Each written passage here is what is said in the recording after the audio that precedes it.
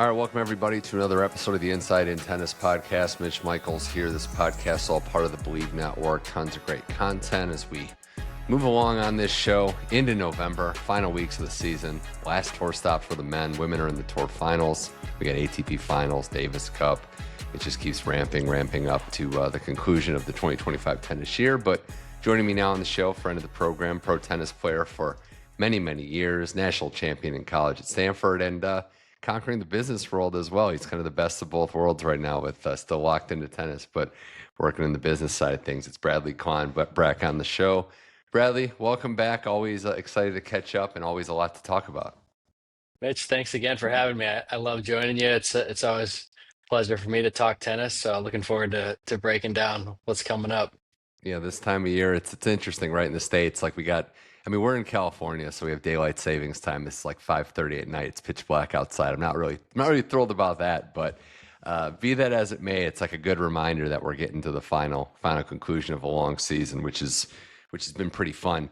Before we get to Paris and recapping what went down there, I was going to ask you too, like it's been, a few years now since you officially retired. Do you feel like there's more distance? I'm curious with athletes that retire from pro sports, like, does it feel like there's more separation as the years go by? Absolutely. I think the first year is really difficult. I think you still feel, I know I still felt like the pull of wanting to play, even though I had made up my mind and was at peace with it and knew that I just physically couldn't handle it anymore. But I think with each year that moves along, you start to contextualize your career and see the tour a little bit more objectively. There's so many emotions wrapped up in the tour when you're a player and you're going week to week, and you get in that rat race. The season is long. We've certainly heard plenty of the players talking about, we've seen more injuries with Holger Rune, the most recent example. And so players are constantly discussing that. But I think when you're in it, you are focused on the next week, the next result, and you never really have time to jump off that wheel until you retire and things start to settle down. The question I always have with injuries, and there's no answer, but as an athlete, you can best answer this question. But how much of injuries, like a percentage, as fans, we want to know what is compounding, like what injuries are related to how you're feeling going in. Like if, in Holger's an example, was there something going in? Is it just the bad, unfortunate missed luck? Or, it's a fair point to bring up, a topic to bring up. Was the season wearing him down? Was something he was playing through wearing him down? There's no right answer to that, but we're all going to speculate how much a previous thing or previous energy levels or whatever contribute to the injury. Yeah, you're right. It's a multitude of factors. I remember calling Holger's quarterfinal and semifinal in Stockholm when he got injured for Tennis Channel, and you saw the big leg strapping that he had injured himself on the same leg the day before. You speculate if there was some of that where you're now starting to compensate on that leg. You already have the one, I think it was a thigh injury or strain. So we know it works its way up and down the chain. Look, the season is long, but players have the option to choose which tournaments to play to some degree. Look, you still have the Masters events, you have the slams, you have the mandatory 500s that the players need to play. And those are all the choices that go into a player's mind of, do you play those mandatory events? Do you forego some of the financial consequences that come with not playing the events and protect the body a little bit? Yeah. Injuries are a part of sports. You see it across the landscape. It's not just siloed to tennis. You see it in, it's football, basketball, hockey season for us. Baseball just wrapped up here in the States. Like you see, look at how many pitchers are going for Tommy John surgery, hurting themselves. So it's the nature of pushing your body to the limit. These players are trying to maximize every ounce of performance in their body, physically, mentally, and as they continue to push the limits, injuries are a part of the sport. Yeah. And fortunately, I think it's something that will continue, but it does beg the larger question of how do we get back to protecting the players' health while also recognizing that Right. this is entertainment. The Mhm. tournaments and the players are out there to provide value across the world, around, across the year. Yeah, it's a tough one, right? Like, and I just hope from the outside, I really hope that players are the ones that are dictating 100% of the terms. They're not being forced when they're not ready to go to because of agreements or sponsorship type situations. So that's the one thing. And we're all learning about a lot of different things, right, Bradley? So it's like training methods could adjust, right? What was in scheduling workload could adjust. The game everyone says is more physical, so maybe players and teams adjust training to overcompensate for certain things.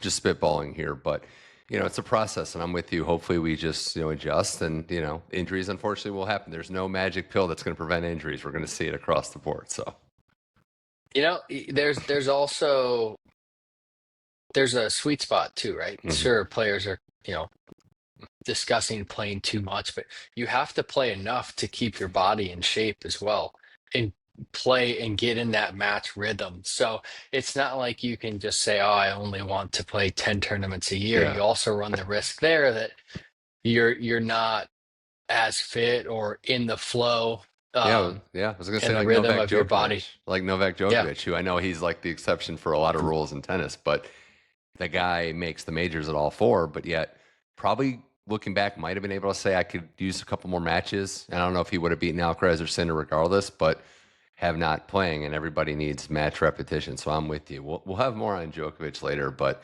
it's an interesting discussion to have in terms of the schedule and the injuries. And some players that love this time of year, they thrive and they want to keep going. We saw two of those players in the Paris final, Bradley. Jannik Sinner defeats Felix Auger Aliassime to win his first Paris title. He is a beast on all surfaces. He got that number one ranking batch, which we will get into, but he's especially a beast indoor hard court. And you can elaborate why when this guy is on this surface, indoor hard court conditions suit his game so well. He was playing one of the hottest players on tour, and he beats him in two routine sets. Doesn't drop a set the whole tournament, and he's hoisting the trophy when all's said and done. I believe it's 26 straight indoor match wins for Yeah. Sinner. You hit the nail on the head. He is the best indoor hardcore player right now, bar none. I think he's the best pure ball striker on the tour. Alcaraz, certainly, the two of them have set the bar. We have gone over that ad nauseum. I think it's pretty well Yeah. established Yeah. that those two are uh, they're the benchmark that everyone else on the men's side is shooting for. Alcaraz has the variety. We saw him go out early in Paris, opening the door for Sinner. Uh, those two, we've just been accustomed to them playing in the finals of these big events. Alcaraz, you didn't see in Shanghai, out early here, and really paving the way for Sinner to go snatch that number one ranking back, at least for the week. I know, Sinner to snatch that number one ranking back. Yeah. I know Alcaraz will jump back at the end of this week, and certainly now with Alcaraz struggling in Paris, not he had the opportunity to slam the door on the number Mhm. one ranking. Now there's a little drama going Yeah. into Turin, which would be nice. Sinner still has an outside chance, so that'll add to the storylines. Yeah, I wonder and I hope, and I don't know how it works, but I hope Yannick got Nori like, a nice bottle of something or like a nice Gucci outfit or something. But, because it did. And I believed Yannick when he said, I'm not even thinking about the number one ranking. This was before Alcaraz lost. Like it was so far off the radar.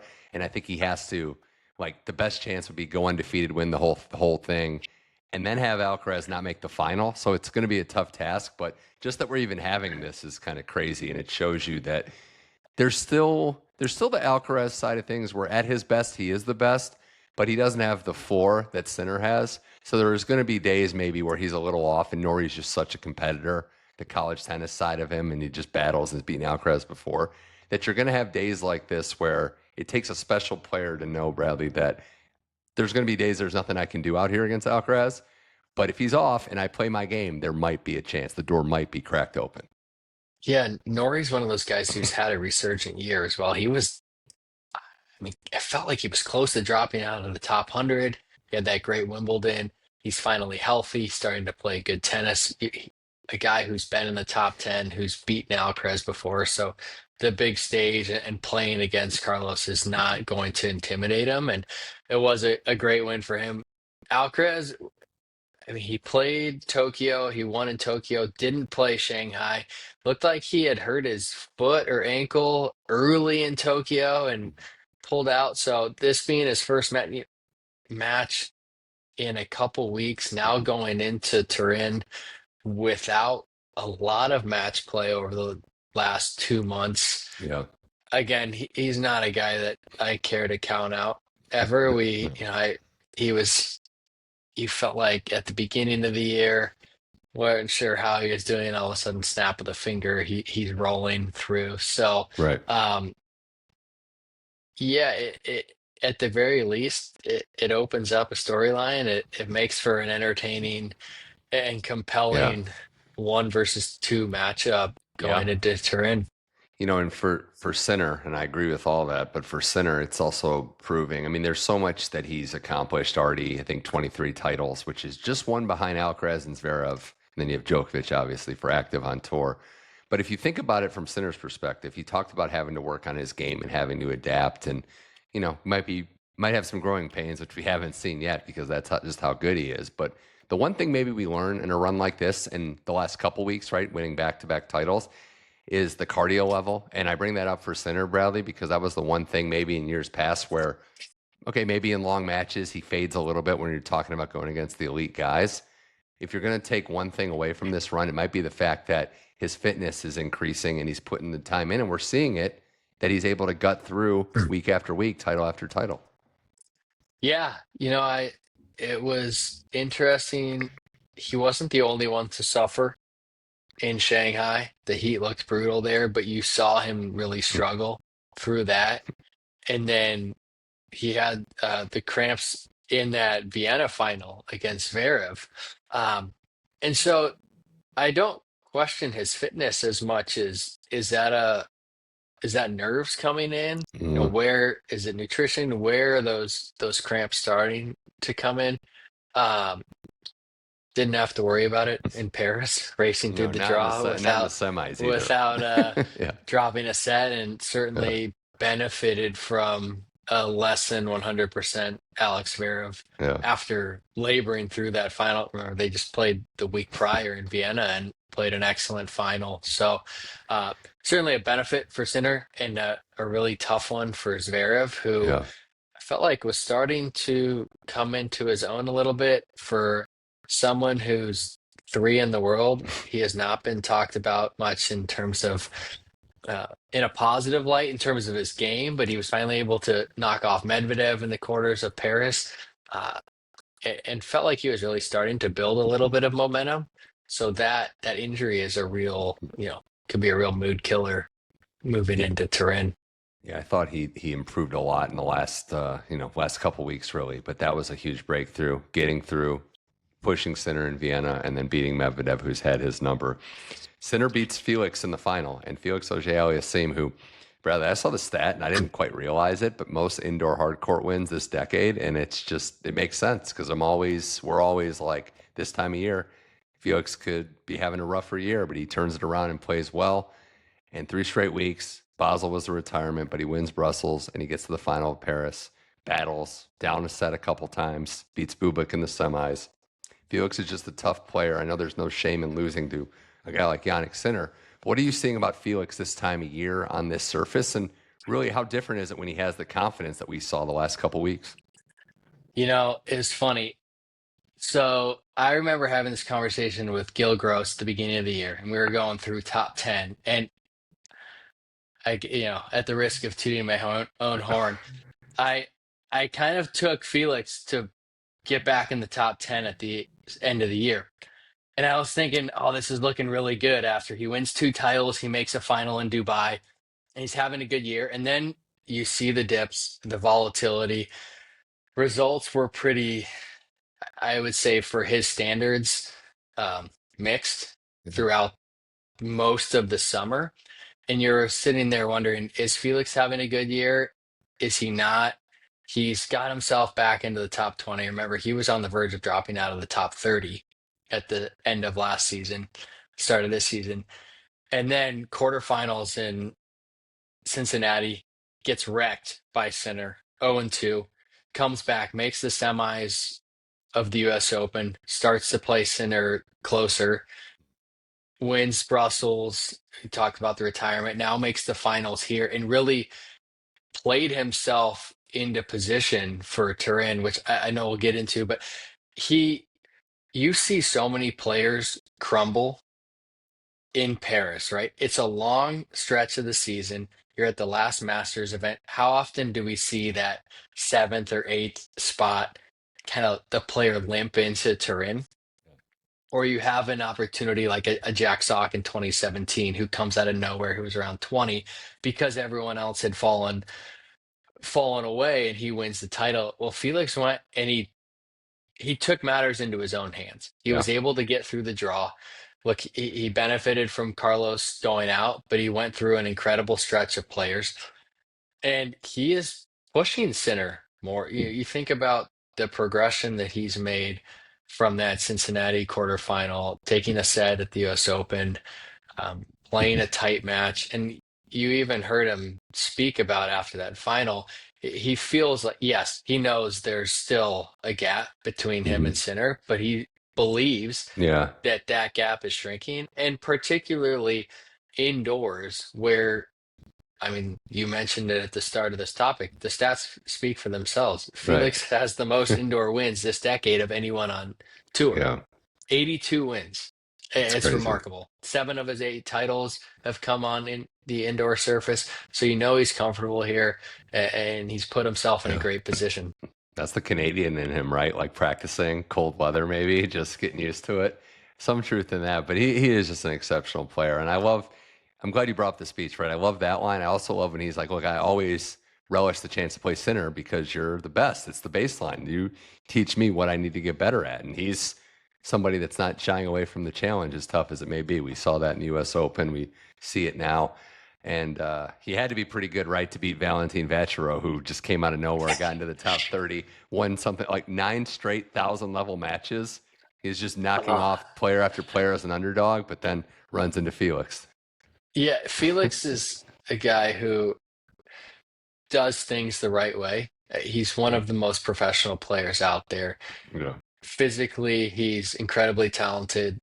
He has the serve. I felt like the serve has improved throughout the year, but I've just always been impressed with how he's approached his work in the game, and it's nice to see that is coming back into form after Yeah. breaking through into the top 10, hitting his career high of 6 a few years ago, going through those struggles, and now continuing to develop. And to your point, not shying away from the challenge. Sinner and Alcaraz talk about each other being the benchmark and how they're always, you heard Sinner after the US Open talking about having to go and reinvent his game. Well, these other guys trying to catch them have to look at that and continue to add. And it's nice to see Felix recognize that.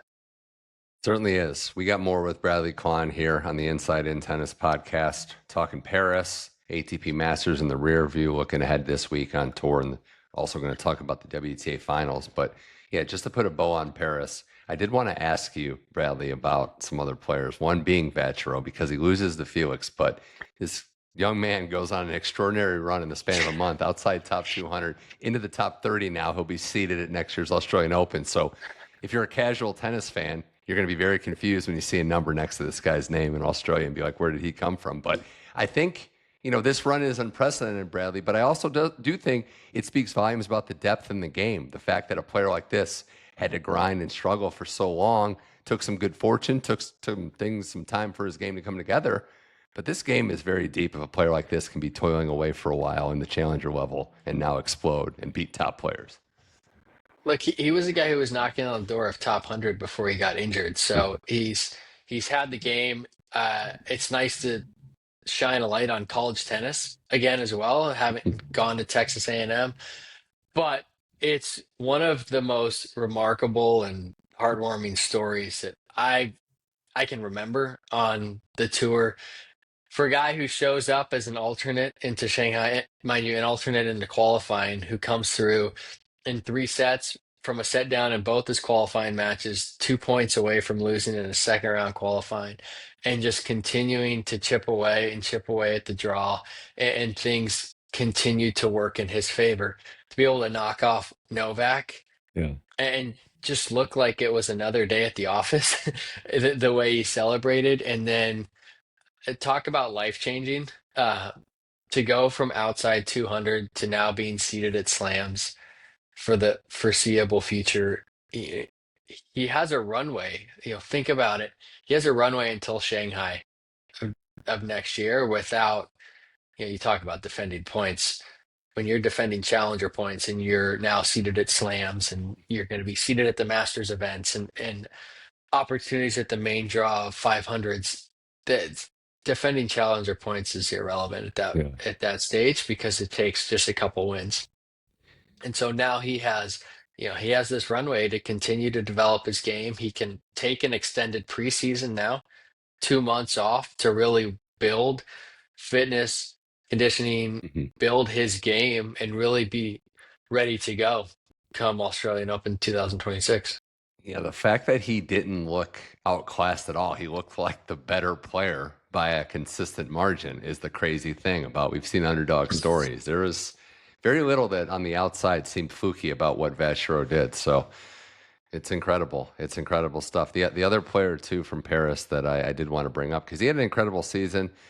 They're not going to quite get to the tour finals, but Bublik's year comes to an end in the semifinals, and it's all about that trip to Vegas that there might make a documentary about at some point. But I don't know whatever happened there. I don't think we want to know what happened, but it really turned his season and maybe turned his life around because he's a consistent top 15 player with a lot of weapons and a lot of stuff in his arsenal, Bradley, that frustrates the very best players. I have been on the unfortunate receiving end of a match of his, and it is very difficult to play against him. He has all the shots. He's able to keep you off balance mentally, physically Yeah. on court. You just never know what you are going to get from him. And now he's really corralled that and been able to harness a lot of the talent and the shot making ability into a sustainable product on court. To your point, I hope there was a camera crew in Vegas because I can imagine plenty of people are going to study that turnaround.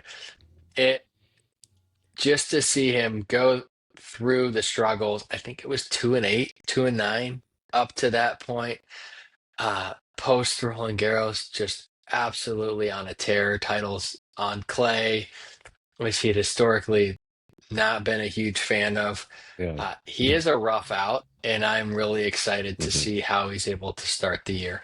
Got spicy with Mute in that match in Paris too. So he brings the drama, and it's exciting to see. I almost want to give Sinner the stat back of he had like that record of not losing the guys outside the top 20, and then Bublik broke it. But it's like Bublik's a top 20 guy, so it almost feels like it's still an ongoing stat. But yeah, we'll see what happens as we go to the final week of the season. It's very, very fascinating because you have Mets and you have this new tournament in Athens, Greece. That is awesome that they get pro tennis there in Greece with some big names there. But the biggest news was Felix is taking a break after 3 straight tournaments. He's not going to play Mets. Musetti is playing in Greece. And Bradley, the final spot comes down to that with Musetti needing to win the whole thing in Athens to secure his spot in the finals. Combined with the news that we heard rumblings, just report that Djokovic will play next week in Turin. So it seems like it is going to come down to one spot. They both might not get in. If Djokovic does play, they won't get in. So first off, I guess the thought of, and I want your reaction, Bradley, to Felix deciding not to play, maybe listening to his body while there's a carrot, a awfully nice one, dangling right in front of him. Yeah, that's a tough decision to make, right? Felix pulled out in Basel. He's played 3 straight weeks. It's been a long year. That said, with the way the points shake out, I think Musetti has to win to surpass Felix by 40 points.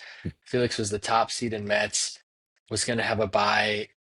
I don't know. Like, did he need to just win one match? Did he need to make the semis? Is that a case where, it would really stink for the tournament? But is that a case where Felix tries to just go and hold serve, so to speak, until he knows that he's locked it up, and Yeah. then shut it down and rest. Um, you also have, is Djokovic going to play? Is he Hmm. not going to play? What's the health status of Zverev? Hmm. Right, he did, obviously one game against Sinner, he looked less, not close to 100%. Seen rumblings that he's going back to see his doctor who performed the surgery in 2022. It's the same ankle. So, look, there's a lot of moving parts.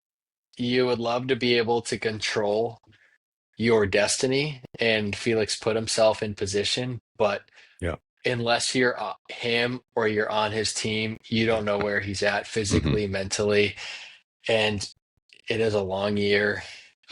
Look, he did the work to put himself Yeah. in position. Musetti has to go through, a field in Athens that's led by Djokovic. So Yeah. um, there's still a lot of work for Hmm. Musetti to do. And Yeah. again, we don't know how the field's going to shake out, but Uh-huh. look, it's going to add to the excitement. We're going to be glued to the Yeah. television and glued to all Lorenzo Musetti matches. Yeah, it's a gamble. It's like he's a poker player that's like, all right, Musetti needs to win the title, and I say that as a half truth, right? Like you do want to listen to your body. The biggest thing for me is there's no sport like this where it's you're thinking about next year already. Every other sport, it's like just get me out there, I'll do whatever, I'll find a way, I'll play hurt, and I understand why that's not the case in tennis because a major's coming up in a little over 2 months, and I've heard Yeah. like Taylor Fritz's story is a great example. What was it, 2 years ago, where he had to withdraw from I think Paris, and the race was in, and I know firsthand that they had to basically plead with him. Look, slams are a bigger goal. We need to Hmm. get you healthy, and it ended up being a great decision. He went on that tear and really elevated his Yeah. game. But there's no sport like tennis where you have a bigger prize just around the corner. Yeah, it's a great point because you think about the World Series just 2 nights Yeah, ago, yeah, and the Dodgers pitcher Yamamoto coming in and throwing 96 pitches the day before insane. and coming out and closing it down. And you look at that from that standpoint, it's like we're not playing another game for the next 5 months. Hmm. Leave it all out there. You empty the tank. This is the culmination of the year, and you're right. You have the year-end finals, but hey, the season starts in 2 months. The I 26 know. season starts in two Yeah, months, and it is what it is. We can talk till we're blue in the face about how they should or shouldn't do it, but yeah. this is the schedule that the players have to play, and you have to take that into account. Musetti makes the final. Maybe Felix flies to Greece and just is in the box of the opponent, offering some support. I don't know. I'm just, I'm, Put a I'm nice thinking, wig on, yeah, little I'm, shades, and I'm, I'm thinking like a TV executive now, just to add to the yeah, drama. But I will say too, I mean, the next match you mentioned this field in Athens. Musetti's first match in the tournament is going to be against Stan Wawrinka. Stan gets that after beating Bodic today. Shout out to Stan, right? 40 plus years old, still fighting. I thought that letter that tweet that he wrote was perfect because he said, "Look, I know I'm not going to win slams, but I just love the game and I love setting goals and improving." It's just cool to see the old guard still out there battling, still competing, and beating quality players in Bodic. it's impressive for someone of his stature to be able to reevaluate what his goals are, and also just be where your feet are, right? He understands that he's not going to win slams. He's been at the pinnacle of the sport, but for him, you saw it with Murray as well when he was going through the injuries and continuing to keep himself out there. All these great all-time greats have, and they've earned the right to go out on their own terms. And for Stan to be able to continue to generate that type of tennis, it's one of those things you're not going to be able to see the high level day in, day Yeah, out. Just the fitness catches up, but to be able to right. produce flashes of brilliance is always fun to see. Do we even, or should we even put a hypothesis, put a guess together on what to expect from Djokovic, what his level will be like in Greece? And I made the jokes earlier, like this might be like a quid pro quo, obviously just joking about like he's got a residency there now. So this is a favor I'll play in the event. But it was a little, cool, and it was shocking that he's playing in this tournament. He plays a guy in Alejandro Tabilo who he has not beaten, which is an interesting stat too. He's 2-0 against Djokovic. But What should we or what can we expect from Djokovic, who we don't really see unless it's a big event? Yeah, look, he has a residence in Greece now. I believe his family owns the tournament. His brother is the tournament director. So there are a lot of ties for him to Yeah, play. And we've seen this, he's played in Belgrade before, the week before the Roland Garros. So it's a little bit confounding from the standpoint of, are you really going to play the week before the ATP Finals? If you're going to play the finals, that said, he can use it as a tune-up to gauge where he's at, get a few matches in. Look, nothing at this point surprises me with Djokovic. I think you learn to expect the unexpected and also expect that he's going to be able to wow you in a lot of different ways with his performance. He's rewritten how we think about aging on tour and just the level that he's able to continue to produce.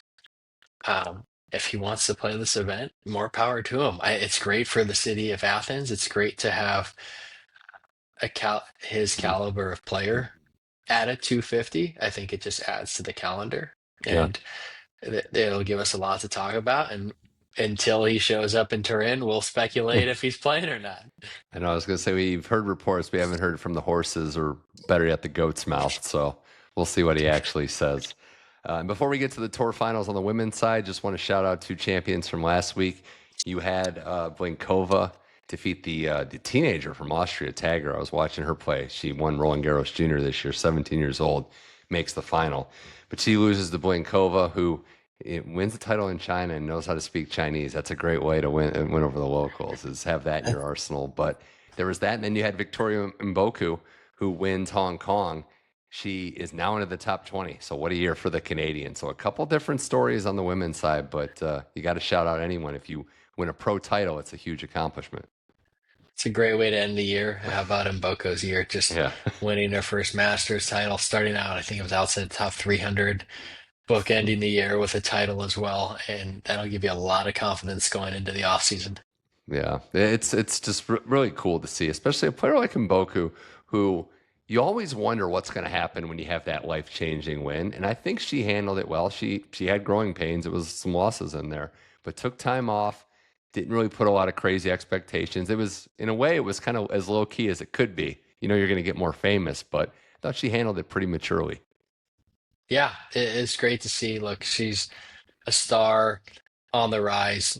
She's already shown that she is comfortable in the spotlight. I was so impressed with how she handled just the spotlight in Montreal. And tennis is a sport of growing pains. Regardless, you've seen even the all-time greats go through periods of valleys before they reach new Yeah. peaks. And I think for her to be able to start understanding that lesson early, it's only going to help serve her well in the future.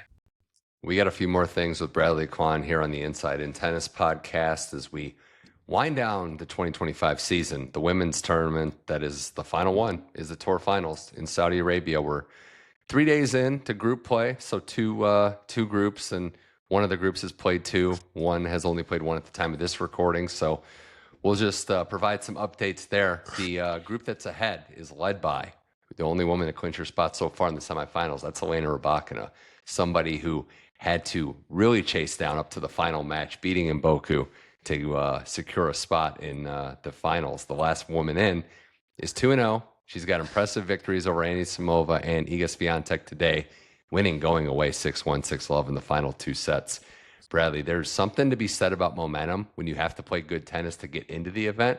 There's also just what Rybakina can do, how she can just absolutely smother you with that serve. It was impressive what she did to Iga, especially that second and third set. Just remarkable stuff. I think you hit the nail on the head there with the momentum that she's generated and knowing that she's been playing under stress to secure that last spot for the last month or so. Look, she's won a slam before. She knows that she can compete with everyone in the field, and that's not a question. When she catches fire, she is a ridiculous out. The courts look quick in Riyadh. That plays to her favor. I mean, 1-0, 12 of the last 13 games against Iga, who absolutely ran away in her opener against Hmm. Maddie Keys. Look, Rybakina is dangerous on those courts, and she's playing with a lot of confidence. Yeah, I remember hearing Lindsay Davenport say it's the toss. That's really what sets her apart. She disguises everything so well. She can, she's a markswoman as well with where she places her serve. But I agree. The momentum side's crazy. Playing under stress is a great point. Beating Iga when she wins the first set might be the most impressive thing because that might be the best downhill player in men or women's tennis. And she was down a set, but kept her cool. It was stunning how she just flipped the switch against, the best downhill athlete maybe we've seen right now. Oh yeah, I mean, I wasn't able to watch the match. I was tracking Yeah. the scores, and I saw Iga wins the first set, and I'm like, oh, okay, Iga rolled in her opener against Maddie. She's rolling now. Next Hmm. thing I know, boom, boom, shaking hands. Rybakina is a winner, and I mean, it just looked like she took the racket out of her hand. Which Yeah. Iga, to her credit too, has really stepped up on quicker surfaces this year. Yeah. Winning Wimbledon winning Wimbledon 0-0, which dovetails nicely into our next, you know, the next match. She has Hmm. to play Anisimova to secure that spot Yeah. in the semifinals, and there's a lot there with Iga winning 0-0 in the final, Anisimova coming back and routining Iga in the U.S. Open semifinals.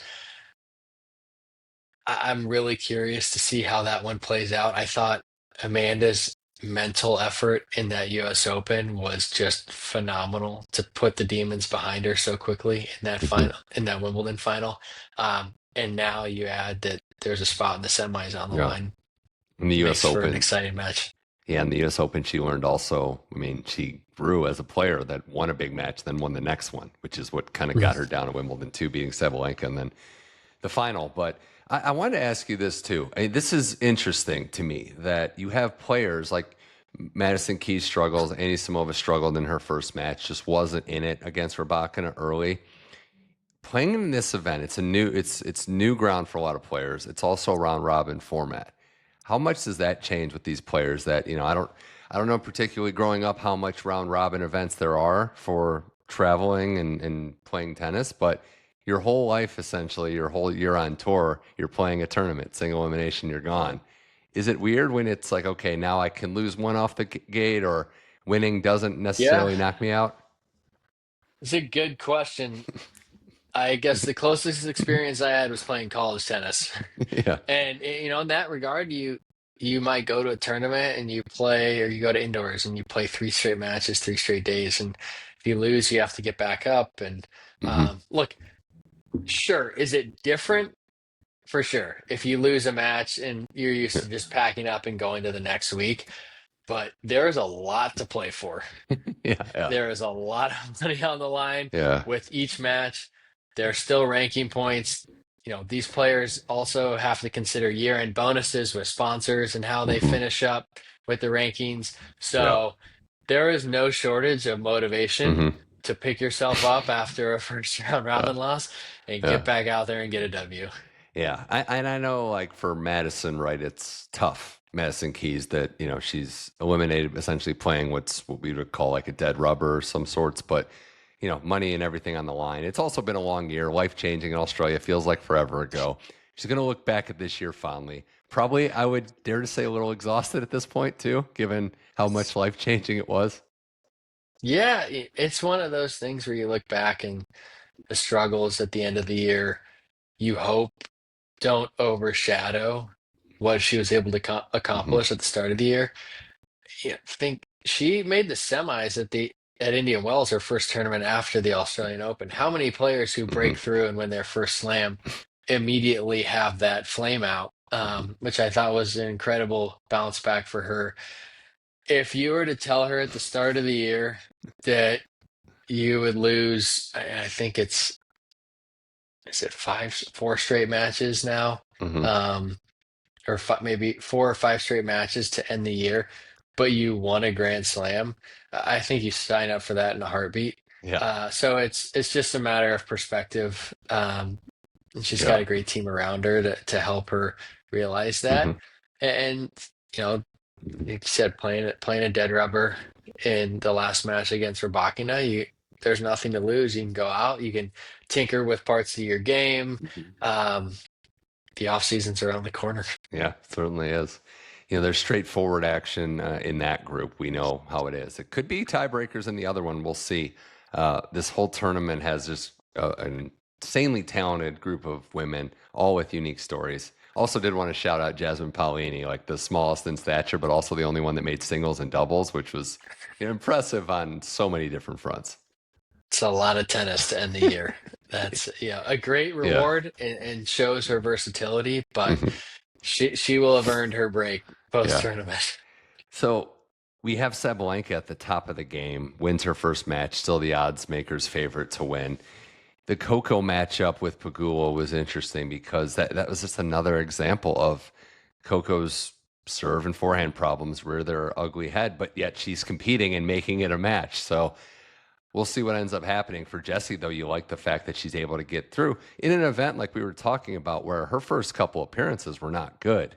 It seems like she's got more comfort, a testament to doing the work and getting here, but she might be more familiar with the settings and the event. Yeah, it helps playing an opponent you're familiar with to start your round robin. They just played in the Wuhan final. Jessie was able to exact a manner of revenge there in getting through Coco.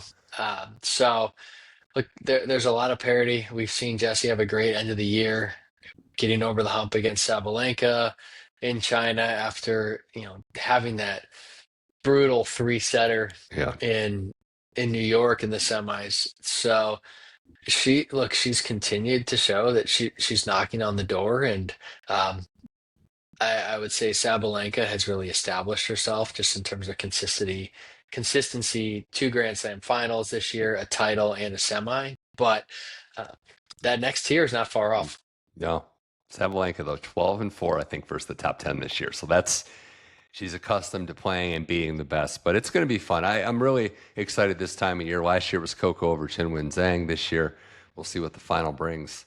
Bradley Klahn, this was a blast. I think the last thing, too, because we have Davis Cup coming up. We have Next Gen. There's so much. It's like tennis doesn't stop. But when you were playing in a perfect world, what's the unplugged vacation look like? Is it a week? Is it a couple days before it's unfortunately time to start practicing again? I think a few days is too short. I think anything over 7 days, you start to get a little antsy. Like, all right, I know that Australia's around the corner. Probably should hit the gym a little bit. So anywhere in that 5 to 7 day sweet spot, you really need to let the body calm down, do a little fun activity. But for us, it was right after Thanksgiving, that Monday morning after Thanksgiving. You got 4 weeks of preseason, and that first week is going to be rough.